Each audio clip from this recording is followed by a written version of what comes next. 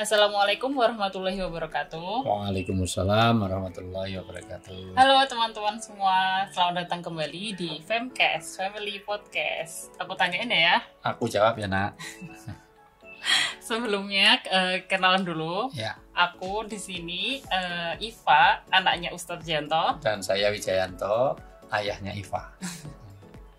Nah, di episode kali ini kita akan membahas sesuatu yang cukup seru dan kayaknya dekat juga dengan aku karena aku juga sudah sering nih ditanyain kayak gini. Nah, apa itu? Yaitu adalah waktu yang tepat untuk menikah. Iya. Pertama, kapan nikah itu dianjurkan? Ketika dia sudah mampu. Mampunya gimana? Tolong dibaca dulu surat An-Nur ayat 32. Jadi, bagaimana orang yang disarankan nikah adalah ya maksaro sabab, wahai orang-orang yang sudah punya layak, mampu, sudah pada waktunya. An-Nur ayat 32. Dan nikahkanlah orang-orang yang masih membujang di antara kamu. Yaitu bujang, tentu sudah dewasa. Jangan anak playgroup dinikahkan dengan nggak pas, yaitu sudah. Yang masih bujang, diharapkan bujang ini segera menikah. Nikah itu disegerakan, tapi jangan tergesa-gesa. Sebab kalau beda antara segera dengan tergesa-gesa. Kalau segera itu punya well plan, punya planning, tetapi kalau tergesa-gesa nih nanti asal dapat ketemu di parkiran nikah, nah, tanpa ada persiapan. Ada istidadnya, jadi harus ada persiapannya. Terus? Dan juga orang-orang yang layak menikah. Layak. Kata layak adalah layak secara fisiologis, layak secara psikologis, layak secara finansial, layak segala macam. Tetapi biasanya orang mau nikah yang dipersoalankan adalah masalah finansial. Wah, bagaimana belum punya gaji tetap. Jangan berpikir, terutama para orang tua, cari menantu yang punya gaji tetap. Yang penting tetap punya penghasilan. Bukan penghasilan tetap. Sekarang menteri aja penghasilannya belum tentu tetap. Anggota dewan aja belum tentu. Artinya apa? Masih ada uang rapat, uang itu yang mungkin tidak tetap. Yang penting tetap berpendapatan. Artinya apa? Yang penting kita berusaha, insya Allah Allah kasih rezeki. Wa ma minta batin fil ardi illa Allah rizquha. Artinya apa? Bahwa semua makhluk di muka bumi ini ada jatah rezekinya. Yang penting kita tetap berusaha. Nah, tapi jangan juga modal dengkul. Asal pengen nikah nanti Allah yang kasih rezeki. Ya enggak, kita tetap harus berusaha. Kalau di Jogja ada istilahnya mau 15. Madem mantep manggon mangan melu moro tuwa mati moro-moro melu marisi moro tuwa muni-muni mantu minggat. Nah, kalau itu modal kumis modal dengkul. Nah, yang penting kita tetap usaha ya. Nah, terus, mungkin sebelum dilanjut karena ini kayaknya pas banget sama pertanyaan teman-teman daripada nanti ayah ngulang lagi atau jadi spoiler jawaban pertanyaannya. Mungkin kita lanjut pertanyaan dulu karena kayaknya jawabannya nih pas banget kayak yang ayah tadi bilang, karena nikah itu kan jangan tergesa-gesa tapi juga disegerakan. Ya, tapi karena ayatnya belum selesai, coba selesai. Diselesain aja. Ya. Dari hamba-hamba sahayamu yang laki-laki dan perempuan. Laki-laki dan perempuan, karena pernikahan harus lain jenis. Jangan sejenis, belum ada obatnya. Nah, itu. Apalagi laki-laki sama laki-laki. Itu juga perempuan dengan perempuan, enggak. Laki-laki kan suka egois, suka cari menang sendiri, suka merasa super. Makanya saya enggak suka sama laki-laki. Ya, itu semuanya. Terus? Jika mereka miskin, Allah akan memberi kemampuan kepada mereka dengan karunia-Nya. Ya, iya kunu fara yughnihumullah. Kalau kamu itu miskin, insya Allah akan diberkahkan rezekinya. Ya, ini penting ya. Dan Allah maha luas pemberiannya dan maha mengetahui. Ya, oke. Ke pertanyaan. Jadi sekali lagi, kalau kita ini jangan takut pada rezeki. Karena kucing aja meong-meong di pinggir jalan itu ada yang ngasih. Apalagi kita. Tentu kita jangan terus meong-meong di pinggir jalan ya. Artinya bahwa asal kita berusaha nanti rezeki Allah kasih. Jadi jangan takut menikah hanya karena belum kaya dulu. Enggak. Allah nanti akan memampukan kita. Ya, gimana, Pak? Ya jadi tadi yang udah kita bahas ini kayaknya udah menjadi basic jawaban. Karena ini pertanyaannya tuh benar-benar yang terjawab di ayat ini tadi. Gimana pertanyaannya sebetulnya? Saya laki-laki bekerja sebagai wirausaha. Saya punya usaha kecil-kecilan, tapi penghasilannya pas-pasan. Ini membuat saya ragu untuk berkeluarga karena takut tidak sanggup membiayai istri dan anak nantinya. Tapi saya takut akan mendekat pada perbuatan dosa dan zina apabila tidak segera menikah. saya harus bagaimana? Ya, makanya hukum nikah itu ada paling tidak satu. Hukum nikah itu bisa wajib. Kalau dia sudah mampu, sudah lain jenis, sudah mapan segala macam, tapi dikhawatirkan terjerumus pada dosa. Apalagi orang yang sudah tinggal berjauhan dari komunitasnya, misalnya kita sedang kuliah belajar di Jepang, di Inggris, di mana sudah berdua-duaan terus, dan ini sulit untuk menahan syahwatnya, maka sudah wajib segera nikah. Nah, yang kedua bisa sunnah kalau masih bisa ditahan. Itu. Ketiga bisa jadi mubah, bisa menjadi makruh. Mubah kalau memang masih bisa ditahan, masih belum mampu segala macam. Bisa menjadi makruh, bahkan menjadi haram kalau ada halangan-halangan. Misalnya belum ada bisa membahagiakan, misalnya ada sakit dari pihak laki-laki yang dia important ya, itu semuanya, atau impoten atau masih frigid, masih tidak bisa secara psikologis, atau dia penyakit masochism. Dia bisanya terangsang kalau melihat darah harus menghajar orang dulu itu, atau penyakit yang dia punya anarkis tertentu yang untuk memancing syahwatnya, maka itu, atau ada niat-niat jelek, karena nanti jangan sampai nikah tapi dari tujuan-tujuan yang nggak benar, maka itu dilarang. Misalnya untuk kawin kontrak mut'ah itu sendiri nggak bisa. Nah, jadi dari sini menunjukkan yang penting Anda sudah dikhawatirkan terjerumus zina, maka segera nikah, karena dengan pernikahan itu nanti Allah berkahkan rezeki. Ya. Tapi apa ada ini nggak sih, maksudnya batas gimana merasa cukup, itu kan diri sendiri kan tetepan. Ya, makanya kewajiban di dalam Islam itu sederhana, karena kewajiban untuk makan itu hanya 2 mud. 2 mud itu sekitar berapa ya? 6 gram saja sudah cukup. Misalnya kewajiban menafkahi. Iya, kewajiban nafkah untuk istri itu hanya sekedar makan. Itu. Nah, artinya 2 mud itu kan cuma 6 gram beras, mosok kita nggak mampu. Tapi mosok istri akan dikasih beras saja 6 gram kan nggak cukup dengan itu. Jadi sebetulnya sederhana tuntutan agama. Dengan demikian maka nanti lihat, yang penting seorang suami itu tetap berusaha dengan 3 kewajiban utama. 1, yang penting nafkah lahir. 2, nafkah batin. 3, berjalannya agama. Artinya syariat itu dijalankan. Sudah, asal itu dipenuhi, segera nikah. Bismillahi tawakkaltu ala Allah. Wa idza azamta fatawakkal Allah. Kalau sudah niat, insya Allah Allah akan. Hampir semua orang pernikahan itu kayak Pertamina, berawal dari nol. Ya itu, mulai dari nol ya Pak. Memang dari nol. Gitu. Ayah dulu nikah juga, masya Allah masih ikut mertua. Ya, sekarang malah mertua ikut kita kan. Itu, ya kan, yang malah ikut kita kan. Itu ya. Karena memang sendirian mending kita ini. Biasanya kan pondok mertua. Malah justru mertua sekarang ikut saya. Alhamdulillah di rumah saya ada eyang kan di sini ya. Ya. Jadi berarti kalau misalnya kayak tadi, soalnya kan kasus kayak tadi itu banyak ya, laki-laki yang merasa belum mampu tapi udah pengen nikah. Misalnya di Indonesia sendiri tuh kasus kayak gitu tuh banyak. Berarti kalau misalnya memang udah siap kriterianya secara itu. Agama itu, apalagi sudah dalam posisi usianya sudah cukup. Karena jangan sampai juga kita pikirkan nanti punya anak, jangan sampai anaknya wisuda dikira bawa omanya, bawa opanya, kan aneh kan gitu. Jadi dipertimbangkan, karena bagi wanita telat nikah itu menjadi health reproduction-nya juga tidak bagus. Kesehatan reproduksinya juga nggak bagus, karena punya anak itu punya batas tertentu. Nah, artinya kalau udah mulai 40 tahun ke atas itu kualitas kelahirannya juga tidak bagus. Makanya nikah itu disegerakan, kaitannya dengan memang itu nikah adalah separuh dari agama itu selesai. Gitu.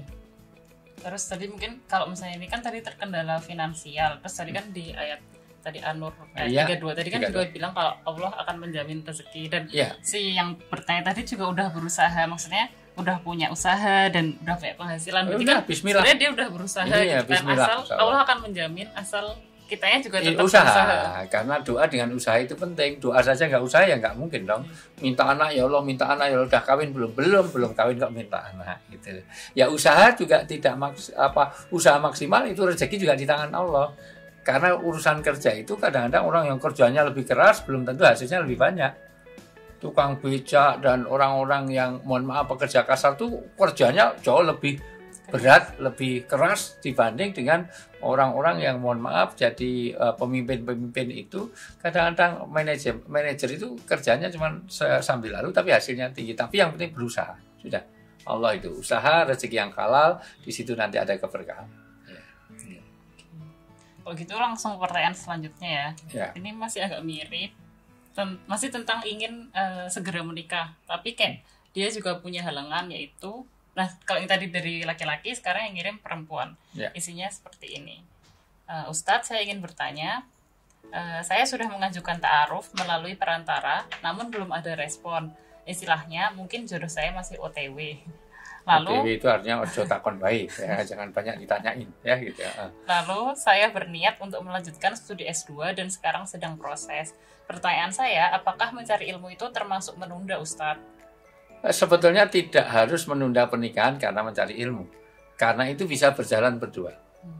Dulu mama ketika nikah dengan ayah kan masih S2 juga. Masih itu. Jadi bahkan ketika wisuda itu dalam keadaan hamil. Jadi ketika Mbak Iva itu masih di kandungan, itu mama wisuda. Nggak ada masalah. Tetap saja S2, S3 lanjut, tetapi nikah juga diusahakan. Jadi tidak bijak kalau kita hanya karena kuliah, hanya karena apa, menunda pernikahan yang seharusnya memang bisa dilangsungkan. Justru dengan pernikahan itu nanti akan ada ketenangan, akan ada keberkahan, karena dia menyelesaikan separuh dari agama. Dan lebih tenang, yang penting nikahnya secara islami. Artinya ketika orang mau nikah, maka pertama kali ketika akan mencari mau nikah, yang dicari ini tolong diperhatikan baik-baik ya Anandaku ya putriku, kita itu tidak sedang mencari suami, tidak sedang mencari istri, tapi mencari ibu bagi anak-anak dan ayah bagi anak-anak. Ini penting, karena kalau tujuannya cari istri, cari suami, nanti ya kecewa, karena pasti yang diutamakan kecantikannya saja, kalau cantik nggak lama, ganteng tuh nggak lama itu. Sekarang masih bisa ke diskotik, sebentar lagi ke apotek. Sekarang imut-imut, sebentar lagi ya amit-amit kan gitu ya gitu. Sekarang oke, sebentar ya aki-aki, sama aja. Dari sisi ini maka kalau mau hanya karena cari suami, cari istri, mending cari yang jelek, lebih konsisten, lebih ke sampai tua pun jelek, sampai sudah mati pun tetap jelek. Tapi nikah itu betul-betul semata-mata mencari anak mencari bapak bagi anak kita, mencari ibu dari anak-anak kita. Jadi maksudnya juga berpikirnya panjang untuk mencari jodoh itu tuh nggak cuma sekedar, ya bukan sekedar untuk apa yang terlihat saat ini. Ya, dengan doir ya. Makanya kan tungkil almar'ah alal arba'ah. Orang itu kalau menikah pertimbangannya bukan hanya cantik, tapi juga nasab keturunannya, juga dilihat bagaimana, bahkan yang paling utama agamanya. Selain kecantikannya, selain hartanya, keturunannya, tapi agama. Karena nikah adalah bagian dari pelaksanaan agama. Warisannya boleh? Warisan kan kaitannya dengan nasab tadi, kaitannya dengan harta, nggak apa-apa. Cari yang warisan banyak, kalau perlu, nggak masalah, boleh. Tapi jangan melupakan agama. Maksudnya ada kriteria lain. Iya, yang jauh lebih penting untuk dipertimbangkan. Gitu. Boleh warisannya banyak, yang penting muslim. Makanya nanti kalau cari suami itu terpaksanya kaya nggak apa-apa, yang penting Islamnya bagus. Terpaksa ganteng nggak apa-apa, yang penting Islamnya oke. Gitu. Amin. Jadi tadi jawaban buat mbaknya ini ya, mungkin kalau misalnya apalagi ini udah berusaha juga lewat ta'aruf, cuma memang belum ada respon. Jadi mungkin sembari menunggu tetap melanjutkan S2, karena bisa aja jodohnya bertemunya waktu di sekolah itu bisa ya. Saja.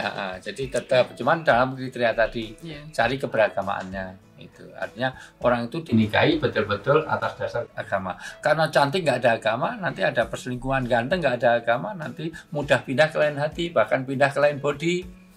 Ternyata buka cabang di mana-mana. Anaknya 6, anak pertama semua. Atau jadi wanita malah jadi Salome, satu lubang rame-rame nanti. Ternyata pacarnya 3.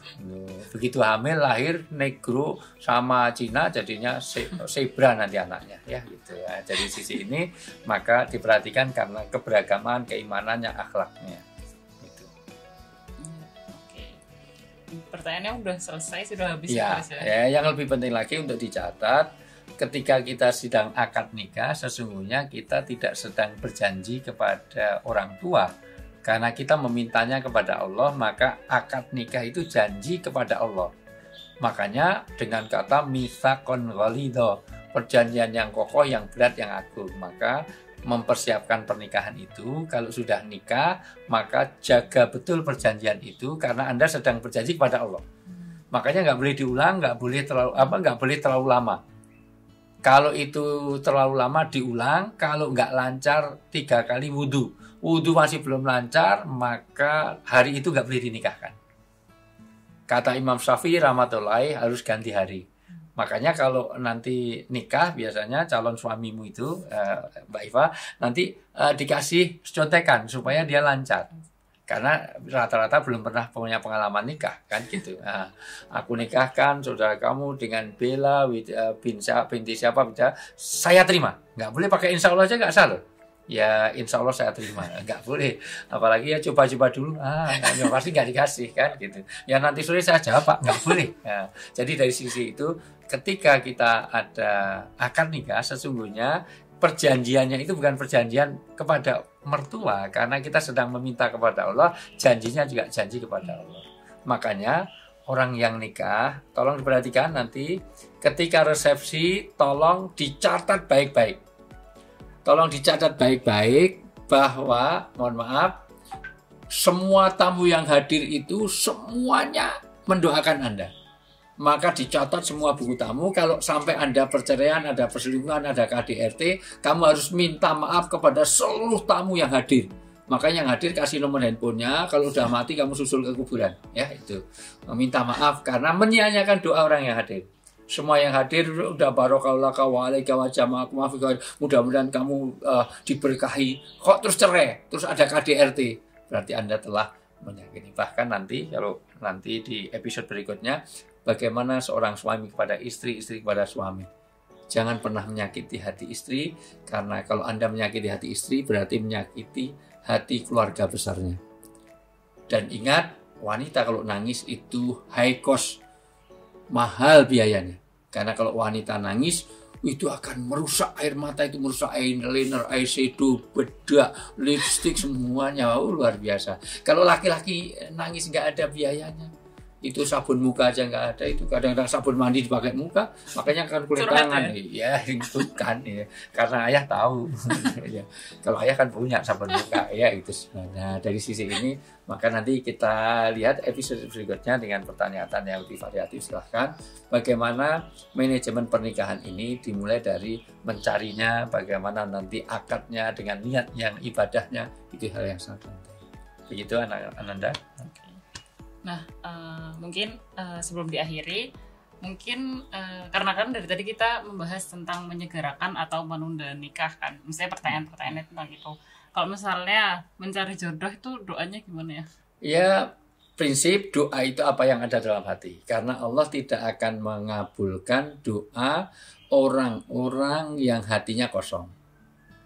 Ada ulama yang surat Al-Qasas ayat 24.